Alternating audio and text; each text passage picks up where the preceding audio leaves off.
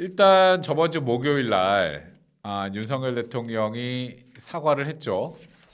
사과 기자회견을 했는데 네. 사실 그날 저는 일단 불을 좀 뿜었고 네. 그게 무슨 얼어주고 사과야 그러고 막 불을 뿜었고 윤석 대변인도 그날 굉장히 미흡하다는 취지로 얘기를 많이 했고 네. 그래서 그때 이제 가장 이제 궁금했던 건 네. 과연 이 상황에서 한동훈 대표가 어떻게 대응을 할까? 네. 였거든. 이런 게 있었잖아요. 한동훈 대표가 당을 완벽하게 그래서 이재명 참모를 장악하고 있었다. 그럼 조금 다르게 갔을 수 있을 것 같다는 생각이 드는데 네. 어쨌건 한동훈 대표는 지금 당내 분열도 막아야 되는 상황이야. 그렇죠. 그 되게 중요한 상황이고 그리고 대통령실에서 대통령 내가 뭘 잘못했어, 임마. 나 아무것도 잘못 안 했잖아. 우리 김건희 여사 뭘 잘못했어. 이렇게 나왔다면 좀 오히려 또 소위 들이받기가 쉬웠으나 또 들어보면 또 어쨌건 약간 뭐 변화했다는 그런 뭐 뉘앙스도 좀 주긴 했고 이제 그걸 가지고 평가가 또 극과극으로 갈렸잖아요. 네. 그거 이런 상황에서 한동훈 대표가 택한 건 결국 보수 결집이라고 봐야 될까? 저는 일단 먼저 대통령 기자회견을 보면서 전 드는 생각이 네? 이미 뭐 한번 좀 방송에서 얘기는 했는데 원래 대통령이라는 자리에서 분들의 기자회견 대국민 메시지는 마침표가 되어야 됩니다. 그 기자회견문으로 그치. 담화문으로만으로 더 이상 뭐 의미 해석이나 끝 이렇게 끝 그렇게 가야 되는데 이번 윤석열 대통령의 기자회견 담화문은 마침표가 아니라 쉼표였고 물음표였었거든요. 근데 한동훈 대표님의 메시지가 다들 월요일에 나올 거라 생각했어요. 오늘 나올 나도. 거라 예상했었어요. 나도. 전부 다. 사실 저도 그렇게 다 예상했는데 한동훈 대표님이 깜짝 놀랐어. 빨리 대응하셨어요. 민감하게. 그 이유가 윤석열 대통령의 기자회견이 물음표와 쉼표와 물음표였기 때문에 그걸 빨리 답을 내줬다고 생각해요. 마침표를 바꿔줬다고 생각해요. 빨리 마침표로. 네. 어떤 분은 뭐 왜 이렇게 메시지가 약하냐고 하는데 아닙니다. 아주 메시지는 정교했어요. 저는. 그러니까 네.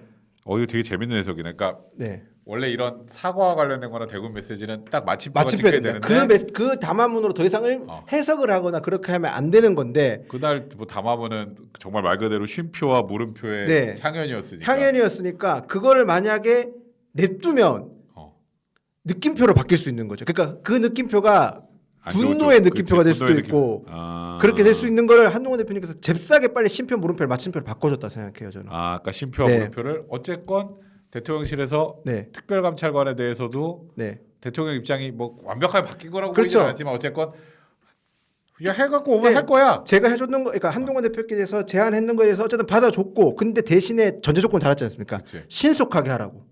대표님이 어쨌든 내가 제안했는 거에 대해서 대통령실 어느 정도 답변했다고 하고 그 다음에 빨리 신속하게라는 말을 달았지 않습니까? 저는 그렇지. 그 말에서 한동훈 대표님이 굉장한 정무적으로 굉장히 잘했다고 생각을 해요. 그리고 뭐 김건희 여사 관련해서도 굉장히 뭐 많은 분들이 미흡하다고 했지만 네. 어쨌건 대외 활동 사실상 그 전에 안 했다고 해도 네. 이번에 순방도 일단 같이 안 가는 걸로 해서 중단된 것처럼 외부 일단 당장은 중단된 것처럼 됐죠. 그치. 그럼 일단은 한동훈 대표 입장에서는 그래도 자기 얘기를 들어서 해주는 것처럼 보이진 그쵸. 않아도 뭔가 그래 네. 우리 이번에 순방도 안 가. 네. 이런 것처럼 약간은 대통령실에서 이제 김건희 여사의 좀 전향적인 모습을 네. 보이는 것처럼 느껴지는 거. 네. 그리고 세 번째 제일 중요한 게 그건 것 같아요.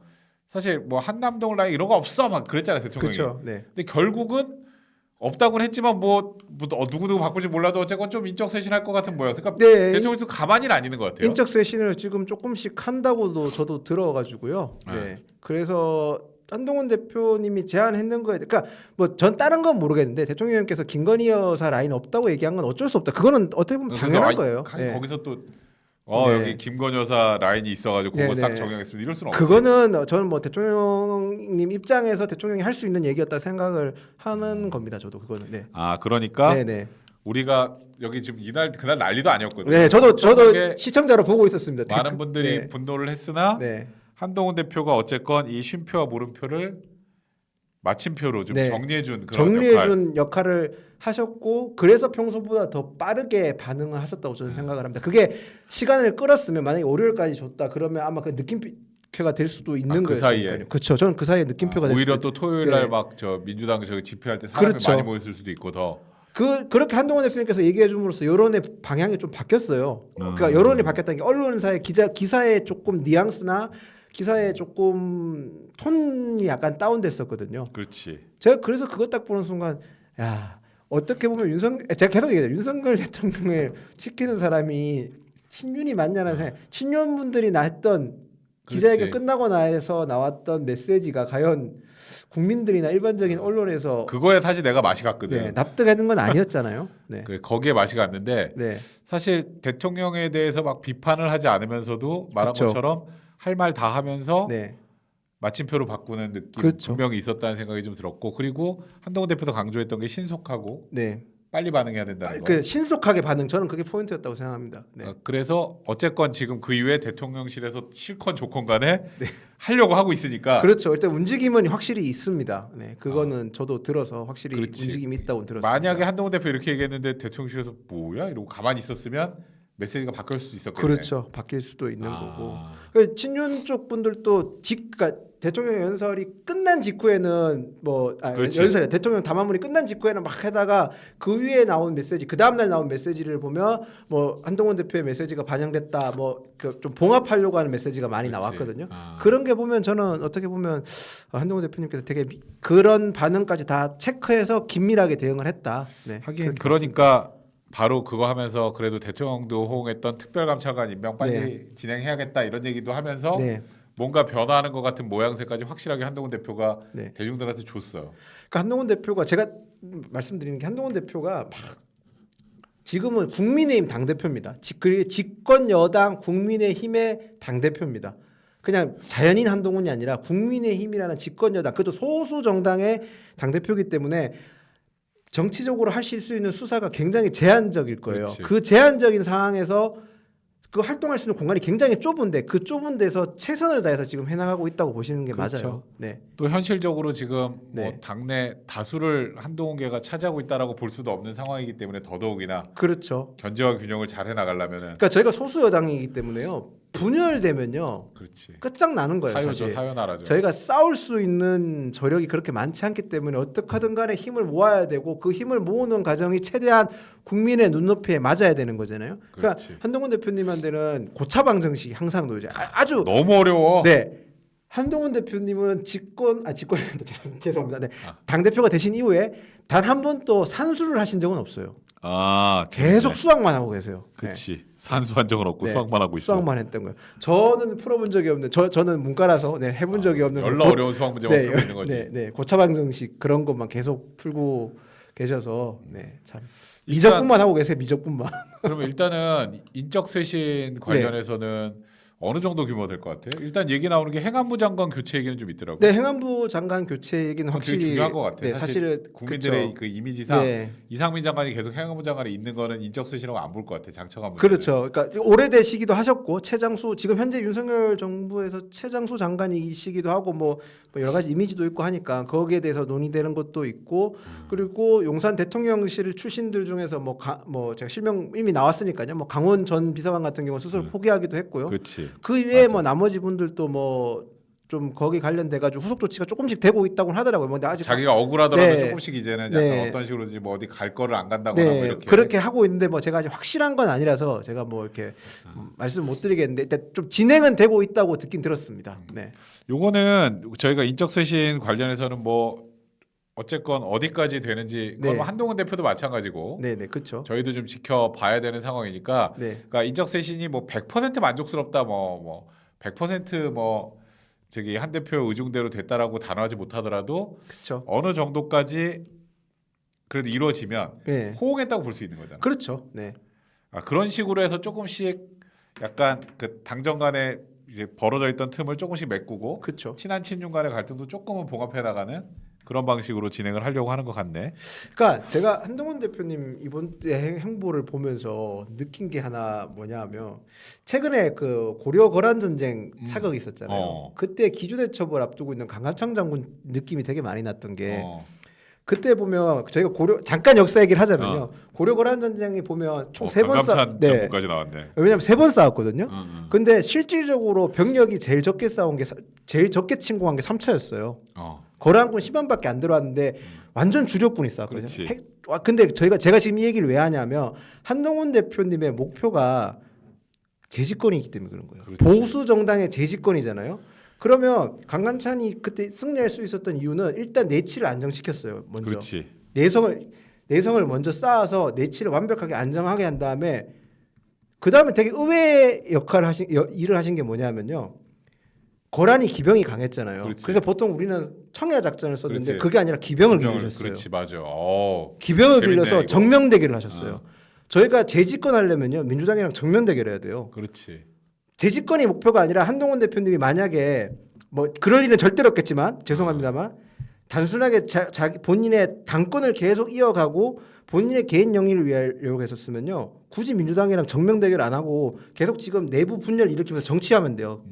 그렇게 안 하실 그치. 분이잖아요. 공공선을 위해서 하고 절대로 한동훈 대표는 제가 옆에서 짧게 모셨지만 지금도 뭐 부대변인 하지만 캠프 때 보셨던 그 모습은 공공선이 가장 중요하다고 생각하시는 분이에요.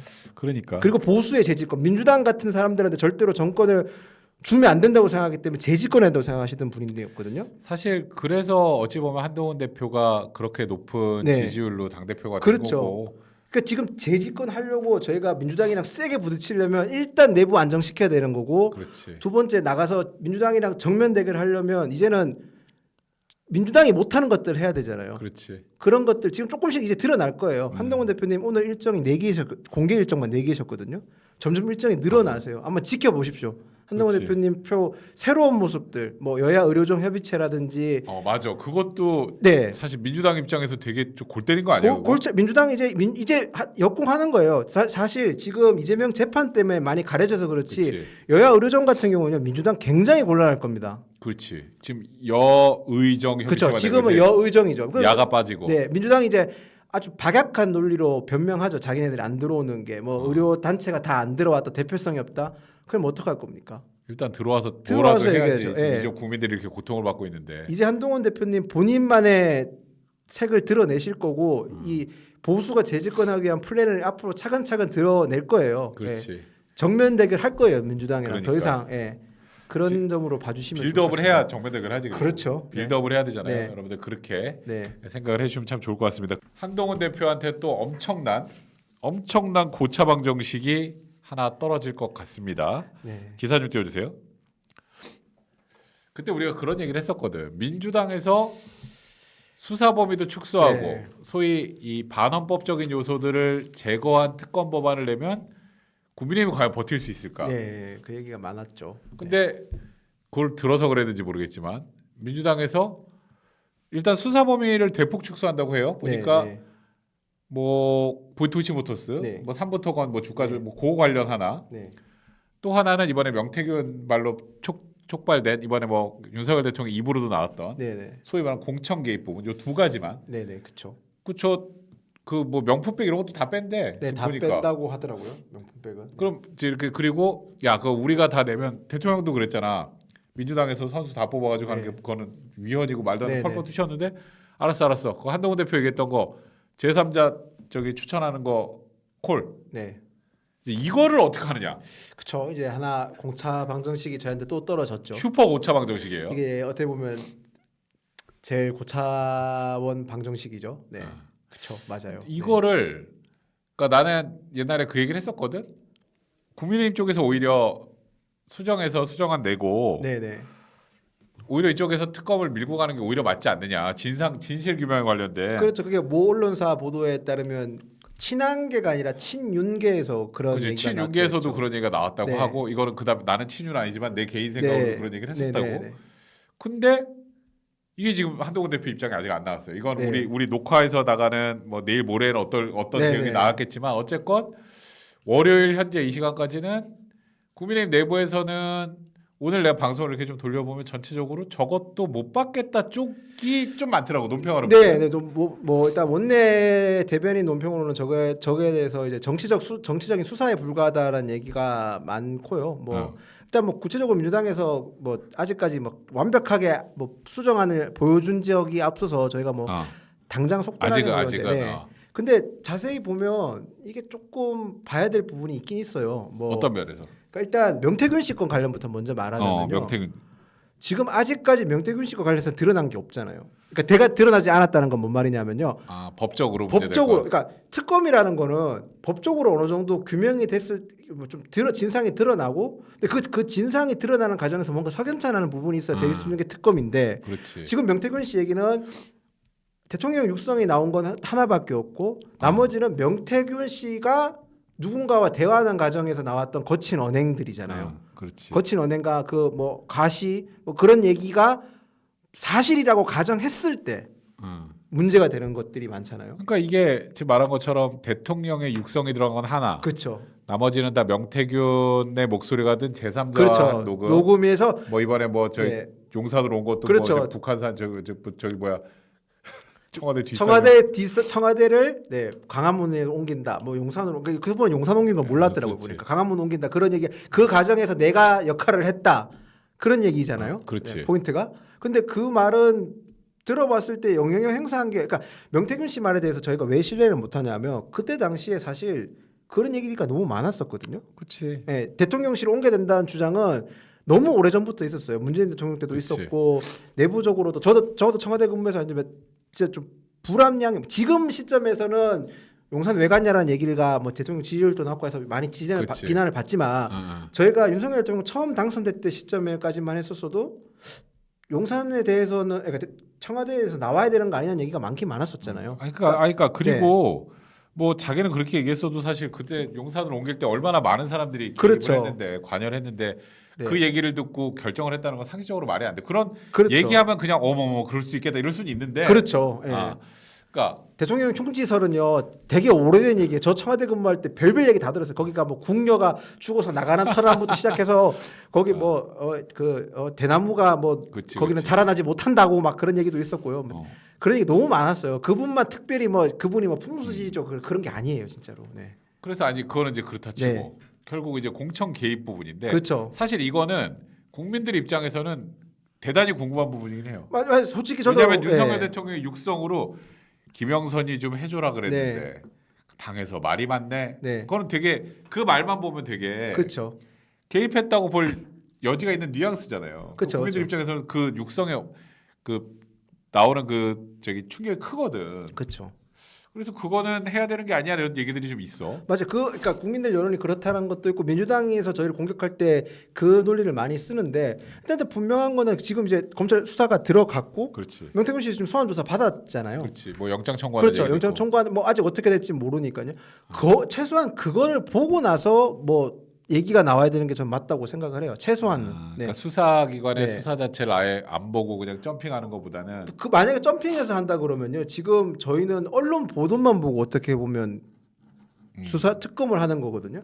특검이라는 게 진짜 비용도 많이 들고 그리고 어떻게 보면 그치. 되게 조심해야 되는 게 이게 상권 분립을 어떻게 보면 위배라기보다 상권 분립이 침해될 수 있는 요소가 있잖아요. 분명하게. 그러니까 그런 건 당연히 있긴 한데 네, 그렇긴 한데 그러니까 제 생각은 그렇습니다. 저 개인적으로는 최소한의 명태균 씨의 수사에 대해서 어느 정도 결과가 나온 다음에 논의가 돼야 될 문제라고 저는 생각을 하거든요. 그러니까 이게 약간 딜레마가 뭐냐면 지금 말한 것처럼 이 특검을 받는 게 맞냐 안 받는 게 맞냐 이런 논리도 중요하지. 네.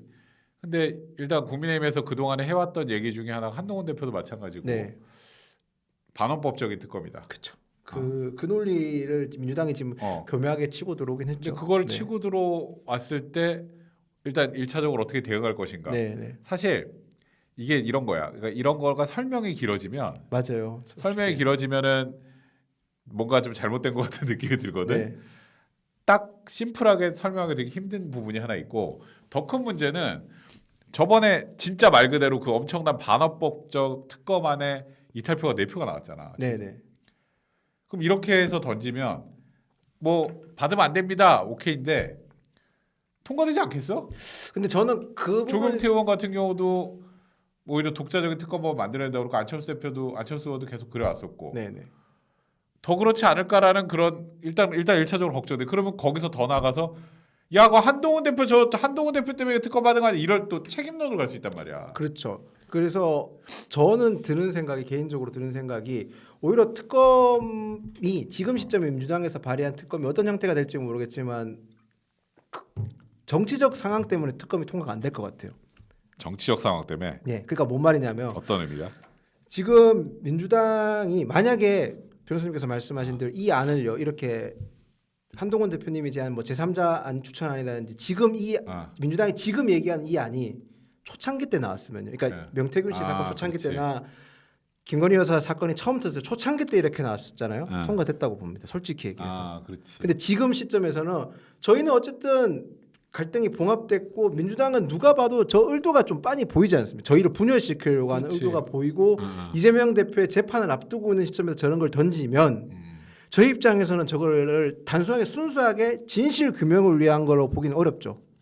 정치적 의도나 네. 목적이 있는 정치 것이기 의도 때문에. 목적을 있다고 볼 수밖에 없고 최소한 만약에 뭐 명태균 수사 결과까지 명태균 씨 수사 결과 나오고 김영선 씨에 대한 뭐 명태균 김영선 전 의원에 대한 수사가 얼개 정도 나와서 수사 결과 발표됐을 때 국민적 분도 확 일어나는 그 시점에 만약에 저게 또 나오면 그러면 또 다른 얘기인데 적어도 지금 시점에서 나오는 부분에 있어서는만큼은 우리 다 국민의힘 국회의원들 입장에서는 순수한 의도로 볼 수는 없다는 거죠. 근데 이게 참 저게 어려운 게 그렇죠. 저게 그렇게 되면 이게 진짜 어려운 거예요. 맞아요. 진짜 저게 저렇게 되면 저희 한대는 또 다시 또 핵폭탄이야, 또 핵폭탄. 핵폭탄 터지는 건 맞습니다. 네. 그러니까 이게 얘기 논리적으로 지금 말한 거 다 이해되고 네네네. 뭐 아마 많은 분들도 비슷하게 생각하시겠지만 이거를 통과가 돼버리면 진짜 답이 없다는 생각이 일단 하나 들고. 그렇죠. 네. 그리고 거기다가 저거 하면 아까 제가 말씀 못 드린 것 중에 저희 당 당사가 압수수색될 수도 있거든요. 그렇지, 공천 명태균. 개입이기 때문에 공천 때문에 그거는 저희가 받을 수는 없어요. 그러니까 저희 당 의원들 입장에서는 그거를 받을 찬성표 던질 의원은 많지 않을 거라고 봐야죠. 그러니까 이게 수사 범위를 축소했어도 네. 소위 명태균발 공천 개입 부분이 그렇죠. 수사에 포함돼 있으면 사실상 국민의힘이 망가질 수 있는 것이기 때문에 100% 국민의힘 당사가 압수수색 되겠죠. 하긴 예전에 김용 압수수색 할 때 그렇죠. 민주당 그 개인 비리로 관련하는데도 막 난리 뒤집어졌잖아. 협상했잖아요. 검찰 수사관 앞에 있고 현역 의원들 나가지고 앞에 지키고 있고 그렇지. 뭐 올라가네 말에 누가 올라가고 뭐 협상하고 그랬다니까. 그렇지. 그렇게 될 수밖에 저는 없다. 그래서 지금 시점에서는 당장에 저 이번 특검안 자체도 안 받을 거. 그러니까 일단 당장은 국민의힘 의원들이 찬성표가 많이 나올 것 같지는 않습니다. 저는. 그러면 일단 한동훈 대표도 저 부분은 소위 조금 뭉개고 갈까 아니면은 입장을 낼까? 저는 입장을 내실 것 같긴 합니다. 낼 것 네. 같다. 네. 저게 진짜 어렵거든 입장 내기가. 어려우시겠지만 본인이 했던 얘기도 있고. 했던 얘기도 있고 한데 아마 일단 민주당 특검안 자체를 좀 자세히 보긴 봐야 될 것 같아요. 이제 특검 네. 법안 자체를 좀 보고 아무리 줄였다고 해도 또 그 안에서 네. 독소 조항이 또 있을 수 있는 저는 것이고. 사실 민주당이 순수하게 의도를 100%안 낼 거라고 생각해요. 민주당이 그 정도로 영리했으면요, 저희 진작에 작살났어요. 하긴 또 그런 거 네, 그렇긴 해요. 진짜 다들 공감하시지 않나요? 저희 지금 대통령 국정운영 지지율이나 저희 현재 국민의힘 처한 상황이었으면 저희 지금 좀 진짜 많이 위축됐었어야 되는데 물론 한동훈 대표님이 잘 대응하고 있어서 그런 것도 있지만 민주당이 못한 부분도 저는 일정 부분 작용한다고 생각합니다. 그렇지. 그리고 일단은 이제 대통령의 담화 기자회견 이후에 이제 한동훈 대표가 특별감찰관 이제 빨리 가자 그랬잖아. 그래서 네네. 그 이재명 대표 저기 선고 나기 전날인 것 같은데. 그쵸. 14일 날. 14일 날. 네. 14일에 의총한다고. 근데 이거 의총하면 이거는 표결할 것 같아? 표결 안 할 것 같습니다. 표결 안 갈 것 같아. 네. 이거는 그러면은 대통령실에서의 무언의 메시지 때문에 잘 특별감찰관 임명은 국힘 내부에서는 정리가 될 것 같아? 그러니까 한동훈 대표님이 대통령의 사과가 사과 당함 다 기자회견 끝나고 나서 메시지가 그래서 저는 아주 적절했다고 보는 게 그렇지. 반대할 명분을 다 없애버린 겁니다. 그러니까 대통령 기자회견 하셨죠. 그리고 그치. 나서 한동훈 대표님 페이스북 메시지 나갔죠. 그렇지. 거기에 따른 대통령실의 별다른 메시지 없이 지금 이행하고 있잖아요. 그렇지. 여기서 나는 그 뜻이 아니야 이렇게 안 나오니까. 그렇죠. 대통령실에서는 별다른 물론 대통령실에서는 한동훈 대표님 메시지를 받고 하겠다는 얘기를 안 하지만 그렇지. 어쨌든 이행하고 있고 그런데 지금 이제 와서 의총 열어서 반대 표결을 하자고 얘기한다? 그럼 말이 안 되죠. 앞뒤가 하나도 안 맞죠. 정치는 계속 얘기하지만 명분인데 그치. 명분이 없어요. 그렇게 할 명분이. 그러면 이제 민주당 입장에서는 이 특별감찰관 이제 국민의힘에서 네. 의총 통과해서 그냥 갑시다. 네. 근데 민주당이 바뀌었어? 민주당은 지금 이게 되게 웃길 거야 네. 아마. 근데 민주당은 지금 특감을 안 받고 특검을 받아 특검을 할 수 있다고 얘기하는데 그거는 저는 전우환과 잘못했다고 생각합니다. 그러니까 특검을 받아줘야 특감도 네. 우리가 동의해줄게 이럴 것 같은데. 그런데 그거는 저는 절대로 안 된다고 생각하는 게 그러니까 민주당에 또 명분이 없는 게 특검은 법에 하게 돼 있잖아요. 그렇지. 이거는 특검처럼 뭔가 정치적 논쟁이 있어서 하고 안 하고가 문제가 아니라 사실 문재인 정부도 잘못했고 그러니까 박근혜 정부 이후에 한 번도 임명되지 않은 특검 자체가 안 한 대통령들이 다 문제가 있다고 보는 게 맞잖아요. 그렇지. 그게 맞고 그리고 추천 안 한 국회가 문제인 거고 그렇지. 추천 안 한 국회가 문제고 임명하지 않은 대통령이 문제인 거지 이거를 안 했다고 하는 거에 대해서 문제 제기하는 것 자체가 저는 국회의원이 법을 지키고 헌법을 수호해야 되고 법을 만들어야 되는 사람들이 할 말은 아닌 것 같습니다. 그러니까 이게 사실 웃기는 게 특별감찰관 임명 관련해서 국민의힘 쪽에서 계속 그 북한 인권재단 네. 이사 그거 해야 우리도 받을게 이래가지고 그렇죠. 저희가 정치 수사를 먼저 했죠. 네. 민주당은 계속 해달라고 하는데 네. 국힘이 안 받겠다고 한 그렇죠. 거잖아. 쉽게 말하면. 그래서 처음에는 그랬었죠. 근데 그 조건 됐어. 네. 우리 받을게. 그런데 네. 안돼 그거 안 받아. 좀 이상하지. 그렇죠. 이상하죠. 그게 좀 이상해. 네. 그러니까 이게 딱 지금 민주당이 특감을 안 받을 논리는 박약해요. 특검을 받아야 특검을 받는다. 그거는 말이 안 되는 거예요. 네. 거래 대상이 안 되는 이게 거예요. 되게 재밌는 게 네. 대부분의 민주당 패널들은 특감을 안 받는다는 거야. 네, 안 받는 다들 그렇게 얘기하면 그러니까 안 이제 받는. 미래만 하면 네. 되겠냐? 과거를 그렇죠. 규명해야지. 근데 미래라도 해놓고 네. 과거도 해야지. 그 안 받을 그렇죠. 이유는 없잖아. 한쪽이라도 그렇죠. 막을 수 있는 네. 것들을. 그 그렇죠. 민주당 입장에서 이게 나오는 게 되게 웃기더라고. 국민의힘에서 그래 너네가 하는 조건 다 안 하고 우리가 너네가 계속 주장해왔던 거 하라고 할게. 네. 싫어. 그거는 안 돼. 그게 좀 이상하잖아. 그렇죠. 그러니까 민주당 그러니까 의도 자체가 결국 네. 순수하지 않다는 걸 보여주는 거지. 그러니까 그런 것들까지 다 이어지니까 국민의힘에서 특검에 대해서 이탈표가 안 나올 거라고 저는 예상을 한 겁니다. 그래서 이탈표가 네. 안 나올 거다. 네, 네. 나는 이 특검이 이제 앞으로 내가 좀 봐야겠지만 오늘 일단 나온 걸로 봐서는 민주당에서 굉장히 큰 승부수를 던졌고 승부수라는 게 국민의힘 의원들을 머리를 쪼개지게 만드는 거지. 그러니까 저렇게 던진 게 시기가 빨랐으면 저희는 진짜 그러니까 고생 많았다기보다는 진짜 진퇴양난이었을 텐데 그러니까 민주당이 지금 잘하고 있는 게 아니라니까요. 정무적 감각이 민주당에 진짜 뛰어난 막 전략가나 정무적 감각이 있는 사람이 있었으면 이렇게까지 상황 쉽게 안 끌고 왔다고 봐요 저는. 그렇지. 지금 어떤 분이 이화영 또 깊이 지적했다는데 제가 한번 잠깐 찾아볼게요. 그럼 제가 설명을 좀 드릴게요. 네네. 변호사님께서 찾고 계시는 동안 제가 뭐 말씀을 드리자면 당 내부에서는 뭐 일단 민주당의 지금 특검안에 대해서를 민주당이 진짜 진실을 밝히기 위해서 특검을 냈다고 생각하시는 분들은 많지 않아요. 그냥 정치적인 공세를 위한 또 다른 하나의 수단으로 여기는 것 같다는 생각이 많습니다. 네. 그러니까 지금 제가 찾아봤는데요. 그러니까 저번에 얘기해드렸었는데 이화영이 지금 1심에서 9년 6개월 받은 네네. 상소심 가 있고 네네. 뇌물로 또 기소가 됐다 그랬잖아. 네네네네. 그 1심 재판부가 같은 재판부예요. 그 항소심이랑 아니 원래 1심. 9년 6개월 선고한 1심 재판. 이재명 네. 지금 대북 송금 재판도 맡고 있는 신진우 부장이 네네. 하고 있는 그 재판부인데 거기 또 기피 신청을 낸 거예요. 네네네. 근데 이게 정말 그냥 나는 내가 보니까 이화영 쪽 변호사는 이것도 괜히 또 그 사람이 나한테 뭐라 그러려나? 변호사로 자격이 없는 것 같아. 내 의미가 뭐냐면 네네. 의뢰인을 지키는 게 제일 중요한 거 아니야? 내 의뢰인은? 그렇죠. 변호사는 의뢰인을 지키는 게 제일 중요하죠. 근데 내 의뢰인이 아니라 다른 사람을 지키려고 계속 하니까. 그렇죠. 이건 이화영한테 전혀 플러스 안 돼요. 왜냐하면 기피 신청이 받아들여질 확률이 몇 프로나 될까? 얼마나 됩니까? 빵. 빵이에요. 그리고 그러면 당신이 나 재판하고 못 받겠어라고 하는 거잖아. 네, 그렇죠. 기피죄 그거죠. 내가 못 믿겠다. 네. 근데 그 사람 계속 재판하면 어떻게 될까? 좋겠지? 그렇죠. 안 좋지. 그렇네요. 왜냐하면 기피 신청을 하면 기피 신청 판단을 누가 하냐면 네. 여기 이제 뭐 신진우 부장이 있는 있고 또 반부패 관련된 사건하는 재판부가 또 있을 거 아니야. 네네. 이 다른 재판부가 이 기피 신청을 판단을 해요. 제가 지금 낸 게 일리가 있는지 없는지. 네네네. 일리가 있냐? 없잖아. 그렇죠. 전혀 없죠. 야, 그 이거를 옆 재판부가 이거 보니까 신진우 너는 편파적이라 안 되겠네라고 절대 안 해요. 당연하죠.